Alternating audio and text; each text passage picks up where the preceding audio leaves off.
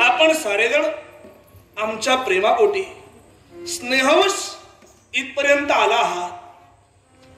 तुमच्या मुखातून शब्द बाहेर पडत आहेत, प्रभू आम्हाला सोडून जाऊ नका, प्रभू निजधामी जाऊ नका, आम्हाला सुद्धा तुमच्या सोबत न्या.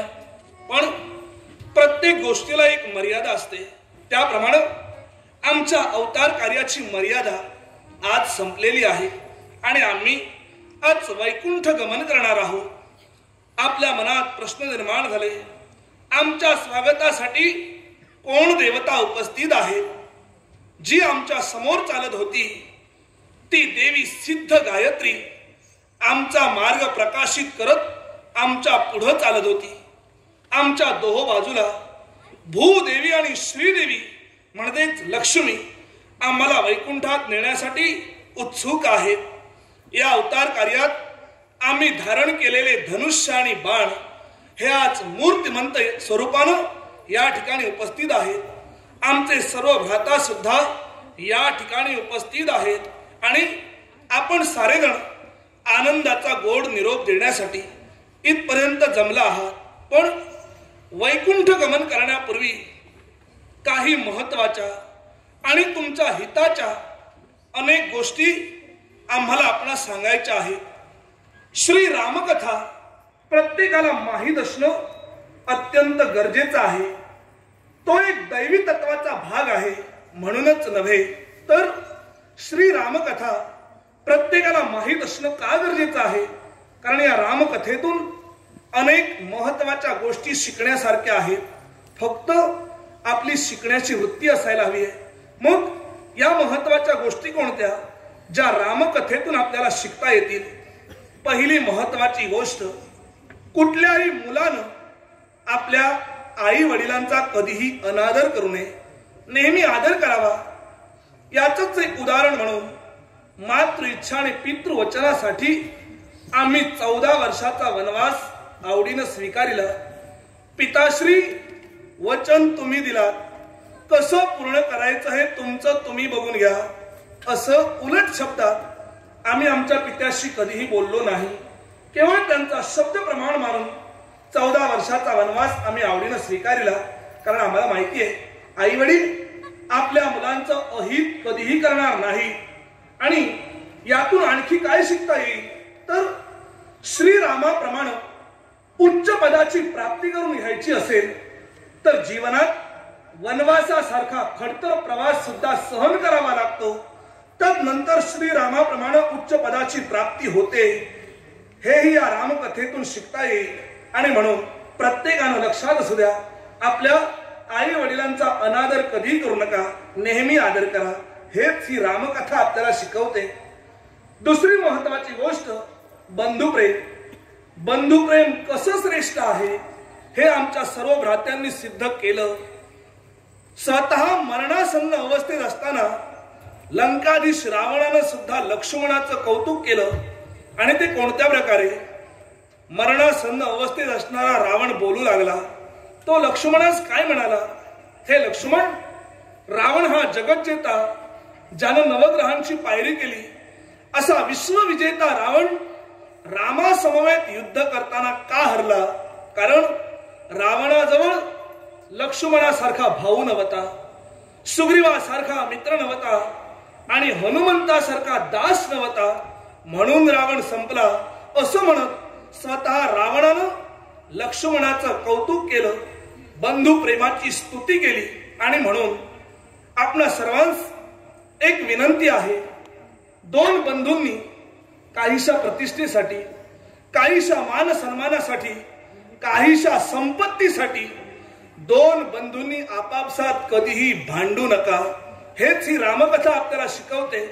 पण ज्यावेळी दोन बंधू आपापसात भांडत असतात ना, त्यावेळी त्या गोष्टीचा गैरफायदा आणि त्या गोष्टीचा आनंद तिसरेच लोक घेत असतात. आणि दोन बंधू ज्यावेळी गुण्या गोविंदाने एकत्र राहतात ना, त्यावेळी शत्रू रावणासारखा कितीही प्रबळ असला तरी एकत्र राहणाऱ्या दोन बंधूंचा तो काहीही वाईट करू शकत नाही. हेच ही रामकथा आपल्याला शिकवून जाते. पण बंधू जर आपल्याला लक्ष्मणासारखा हवा असेल, बंधूकडून लक्ष्मणासारखी अपेक्षा असेल तर स्वतः आपण श्रीरामाप्रमाणे वागणं महत्वाचं आहे. आपण स्वतः रावणासारखे वागू आणि बंधूकडून लक्ष्मणासारखी अपेक्षा ठेवू तर ती कधीही पूर्ण होणार नाही. म्हणून काहीशा संपत्तीसाठी, काहीशा प्रतिष्ठेसाठी, काहीशा मानसन्मानासाठी दोन बंधूंनी आपापसात कधीही भांडू नये, हेच ही रामकथा आपल्याला शिकवते. नवरा बायकोचं नातं कसं असावं? गर्भवती असताना प्रभू रामानं देवी सीतेचा त्याग केला, याच्यावर चर्चा करत बसण्यापेक्षा अहो तो एक दैवी तत्वाचा भाग आहे, हे पूर्व नियोजित होतं आणि हे घडणारच होतं. मग यावर चर्चा करत बसण्यापेक्षा देवी सीतेचा त्याग लक्षात घ्या. नवऱ्याच्या सुखदुःखात प्रत्येक पत्नीनं सहभागी व्हायचं असतं, हे लक्षात घ्या. शिवाय नवरा बायकोचं नातं हे कसं असावं? नवरा बायकोचं नातं हे संशयाच्या जाळ्यात अडकलेलं नसावं, तर ते विश्वासाच्या अतूट बंधावर बांधलेलं असावं, हेच ही श्रीराम कथा आपल्याला शिकवून जाते. आपल्या आई वडिलांनी आपल्यासाठी काय केलं हा प्रश्न आपल्या मुलांना पडू नये म्हणून प्रत्येक आई वडिलांची जबाबदारी आहे. मुलांच्या भविष्याचा विचार करून त्याप्रमाणे वर्तमानात वागणं आणि मुलांच्या भविष्याची योग्य ती तरतूद करून ठेवणं, हा आदर्श या जगाला घालून देण्यासाठी आम्ही काय केलं? आमचे पुत्र यांना अयोध्येसहित प्रत्येकाला इतर स्वतंत्र राज्य दिलेली आहेत. ती कोणत्या प्रकारे? भरताचा पुत्र पुष्कल यास पुष्कलावती आणि तक्षास तक्षशिला नगरी आम्ही बहाल केली. लक्ष्मणांच्या पुत्रास आरुपद देश आम्ही बहाल केला. शत्रुघ्न याचा पुत्र सुबाहू यास मधुरा नगरी आणि श्रुतसेनास विदिशा नगरी आम्ही बहाल केली. आमचे पुत्र लव आणि कुश यांना श्रावस्ती नगरी बसवून लवास उत्तर कोशल आणि कुशास दक्षिण कोशल अशा प्रकारची स्वतंत्र राज्य आम्ही बहाल केलेली आहेत. अर्थात आमच्या पश्चात आमची मुलं आम्हाला असं म्हणणार नाहीत की आमच्या आई वडिलांनी आमच्यासाठी काहीही केलं नाही. हाच आदर्श या विश्वातील प्रत्येक आई वडिलांनी घ्यायचा आहे, हेच ही रामकथा आपल्याला शिकवून जाते. अशा अनेक महत्वाच्या गोष्टी या रामकथेतून शिकण्यासारख्या आहेत. फक्त आपली शिकण्याची वृत्ती असावी, श्रीरामाप्रती निष्ठा असावी, आपलंही कल्याणच होईल. आता तुम्हा सर्वांच्या आनंदाचा गोड निरोप घेऊन आम्ही शरयू प्रवेश करणार आहोत. पण आपल्यापैकी अनेकांची इच्छा आहे, आपण म्हणत आहात प्रभू आपल्यासोबत आम्हाला यायचं आहे. मग ठीक आहे, ही संधी आम्ही आपणास देत आहोत. काही क्षणानंतर आम्ही शरयू प्रवेश करू आणि जे जे अयोध्या वासीय आमचं अनुकरण करतील आणि आमच्या पाठोपाठ शरयू नदीत प्रवेश करतील, त्या प्रत्येकास उत्तम अशा संतानक लोकाची प्राप्ती होईल. हा संतानक लोक म्हणजेच स्वर्ग लोकापेक्षाही श्रेष्ठ आणि ब्रह्म लोकाच्या जवळ असणारा हा संतानक लोक त्या प्रत्येकाला प्राप्त होईल जो आमचं अनुकरण करून शरयू नदीत प्रवेश करेल. किष्किंधा नरेश, वानरराज सुग्रीव, किष्किंधेचं राज्य वालीपुत्र अंगद यास आपण बहाल केला. आपल्यालाही देवयोनीत प्रवेश करण्याची इच्छा आहे. आपल्या समवेत असणारं अखंड कपी सैन्य हे आपापल्या देवयोनीत प्रवेश करेल. हे सुग्रीव, आपण सूर्यपुत्र आहात. सूर्यदेवाच्या इच्छेनं आपणही देवयोनीत प्रवेश कराल. हे राक्षसराज विभीषण, धर्माचं पालन करून लंकेचं साम्राज्य आपल्याला सांभाळायचं आहे. वृक्षराज जांबुवंत, द्वापार युगाच्या अंतापर्यंत आपल्याला या ठिकाणी राहायचं आहे, कारण द्वापार युगात तुमची आमची भेट होणार आहे. प्रत्येकानं आपलं कार्य यशस्वीरित्या पूर्ण करायचं आहे. हो, नाही, माईप्रमाणे आपल्या दीर्घायुष्यासाठी ज्यानं कुंकवाचं विलोपन सर्वांगाला केलं तो हा हनुमंत. देवा, तुझी ताटातूट मला सहन होणार नाही.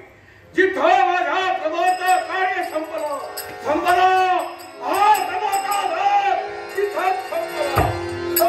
कधीही नाही. आमचा अवतार जरी संपला तरी खऱ्या अर्थानं तुझ्या कार्याला आता प्रारंभ होणार आहे. कारण ज्याप्रमाणे हा हरी अनंत आहे त्याप्रमाणे हरी कथा अनंत ठेवणं हे तुझंच काम आहे. म्हणजे जे राम सानिध्य तुला लाभलेलं आहे त्या रामकथेचा प्रचार आणि प्रसार भविष्यात तुला करायचा आहे. आणि हे कशासाठी? हे त्रेतायुग संपल्यानंतर येणारं द्वापारयुग आणि तदनंतर येणारं कलियुग, या कलियुगात धर्म एका पायावर उभा असणार आहे.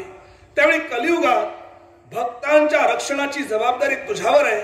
शिवाय कलियुगात हरी नाम कीर्तनाशिवाय दुसरा मुक्तीचा मार्ग नाही हे या भक्तांना पटवून देण्यासाठी चिरंजीव असणारा सखा हनुमंत या पुढे तुला कार्यरत राहून रामकथेचा प्रचार आणि प्रसार करायचा आहे. देवा, आपल्या आज्ञेचा अनादर मी केव्हाही करणार नाही. आपण दिलेलं कर्तव्य मी जरूर पूर्ण करेन. पण या दासाची हो या हनुमंताची एकच इच्छा काय? ज्या रूपाच्या सानिध्यात मी माझा जन्मभर राहिलो त्याच रूपाचं दर्शन या पुढेही मला हवंय. पुढे येणाऱ्या द्वापार युगात एका वेगळ्या अवतारात मी अवतीर्ण होणार आहे.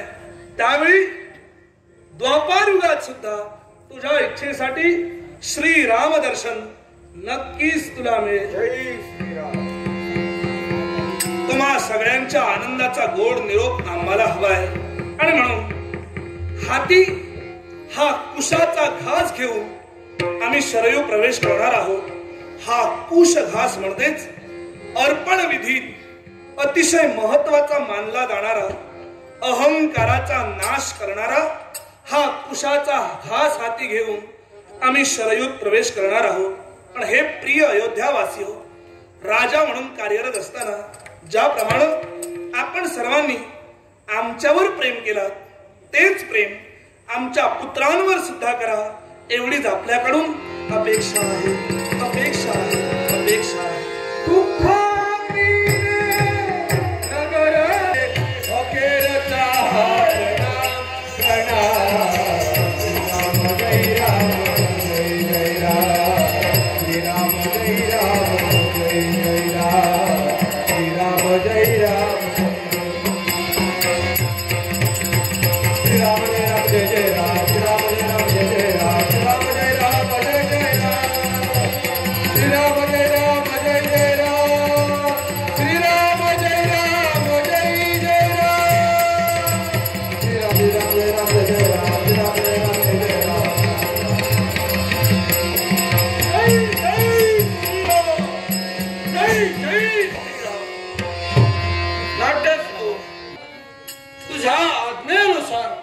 भक्ती मार्गाचा प्रसार मी जरूर करेन. पण कलियुगाच्या ठाई मानव हा अधोगतीला जाईल. केवळ आपल्या शरीरातील अंगाचा उपयोग विषय सुखासाठी करेल.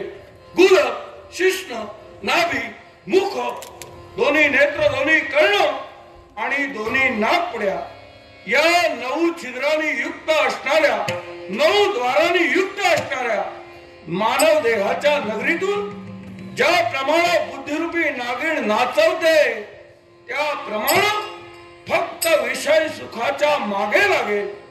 आणि याला अधोगतीच्या मार्गावरून दूर नेण्यासाठी भक्ती मार्ग, या भक्तीला बुद्धीवर विवेकाचा संयम, बुद्धीवर संयम येईल आणि मनुष्याचा उत्कर्ष होईल.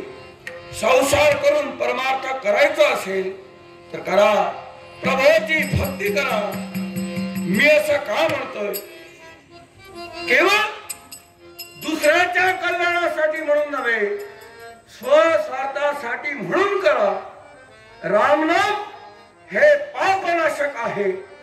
राम म्हणता क्षणी मनुष्याच्या देहातील पाप मुखातून बाहेर पडतो आणि मकारा करवी त्या पापाला पुनश्च मनुष्य देहात प्रवेश करायला अवरोध होतो. म्हणून करा, राम नाम मुखात घ्या आणि कलियुगाच्या ठाई एक साधा सरळ भक्ती मार्ग, प्रभू नामस्मरणा व्यतिरिक्त असा सोपा भक्ती मार्ग म्हणजे एकच श्रवण भक्ती होय. ज्या ठिकाणी प्रभूचं नामस्मरण गायन कीर्तन नाट्य रूपानं होत असेल अशा ठाईला केवळ प्रभूचं नाम आपल्या कर्णाने श्रवण करा. या श्रवणानं इहलोकी सौख्य परलोकी परमोच्चपदाची प्राप्ती होईल. कीर्तनाच्या माध्यमातून मी भक्ती मार्गाचा प्रसार करीनच, पण पुढे येणाऱ्या द्वापार युगापर्यंत मला जायचंय ते रामेश्वर या लिंग ठिकाणी. सेतुबंद रामेश्वर तीर्थाच्या ठाई निघाला हा हनुमंत.